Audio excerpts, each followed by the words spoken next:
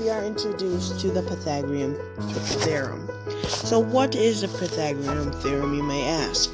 The Pythagorean theorem is saying a squared plus b squared equals c squared. Well, these legs right here, a squared and b squared, equals the hypotenuse. Both of these legs, two legs, equals the hypotenuse. Are the legs equal? No, they're not equal. But the hypotenuse is very special. Why? Because it is the biggest always. That's how you know it is the hypotenuse. Because the biggest number equals the hypotenuse. So in this right here, this equation, you know that right there is your 90-degree angle. That is another special fact about the Pythagorean theorem. It can only be used when there's a 90-degree angle. So if there is no 90-degree angle, can the Pythagorean theorem be used? No, it cannot, because it must have that degree or that measure. So if this right here, we know because the 90-degree angle is across, so it must be the biggest from the hypotenuse. If we know the hypotenuse is 5 and our leg, one of our legs, is 3, we can obviously solve for this triangle. And how do we solve for this triangle, you may ask?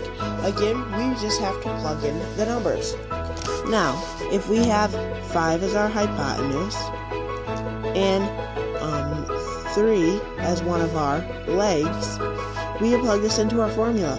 So a squared plus b squared plus c squared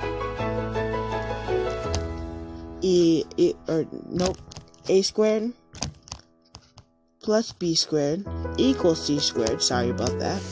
So we can take this right here, and as these are legs, we can plug this leg in here for either one because we are using addition and we do not have different exponents. These are all to the same power. So let's plug this in.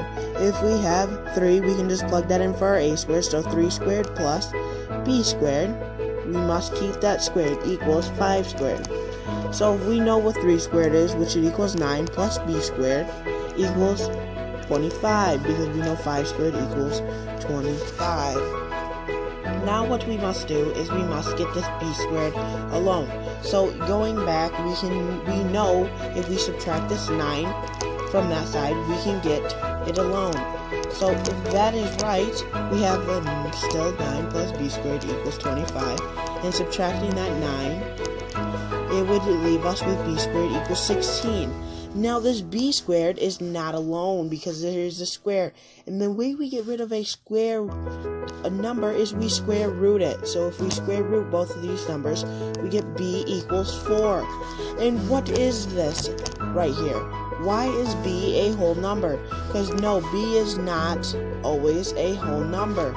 B is usually a decimal, unless we have what a term is called the Pythagorean triple. And what is the Pythagorean triple?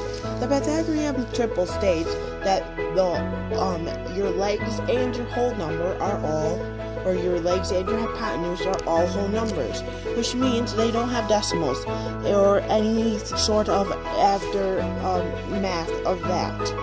So if that is true, this right here is a Pythagorean triple because it is 3, 4, 5. As you can see, there are no decimals after, unless if we are including like a 5.00000. Now, if this is included, that means this 3, 4, 5 is part of our Pythagorean triples.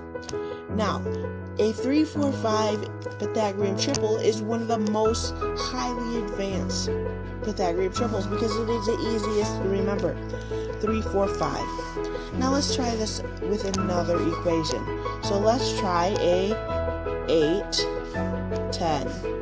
So let's see if we can get the hypotenuse, if this is a 90-degree right triangle. So if we know our leg, one of our legs, leg 2, our leg 1 equals 8 and our leg 2 equals 10, what does our hypotenuse equal? So let's plug it in. A squared plus b squared equals c squared. So we know 10 squared plus 181 equals c squared. Now if we know this, and we know 10 squared plus 8 squared equals c squared, then we can obviously solve for this. So it would be 100 plus 64 equals c squared. And this would equal 164 equals c squared. So if we were to square root this, we would get 164 square rooted equals c. I'm not going to do the math right now, but that is not a Pythagorean triple, because this right here is not a whole number. So let's do one more problem. So if we have the problem with a 6, a 10, and a 6 and a 10, where the 10 is our hypotenuse. So let's use this equation. So if we have our 6 as our leg and our 10 as our hypotenuse, what is our other leg? We must just solve for this number. So that takes into retrospect as 6 squared plus b squared equals 100. So 36 equals 100.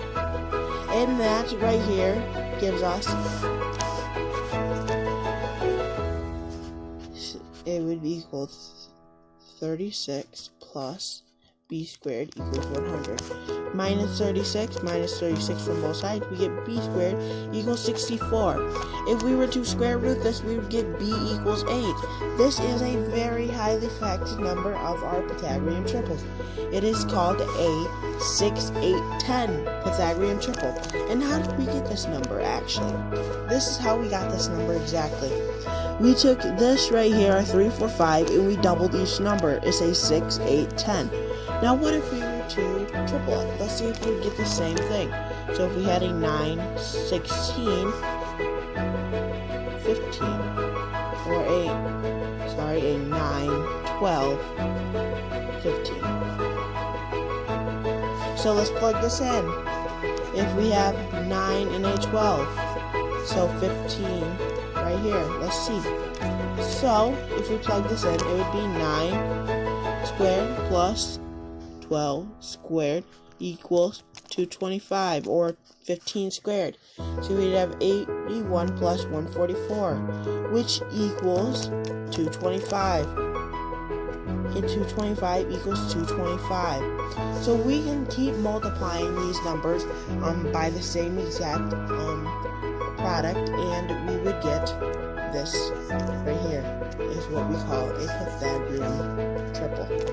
Thank you guys so much for watching.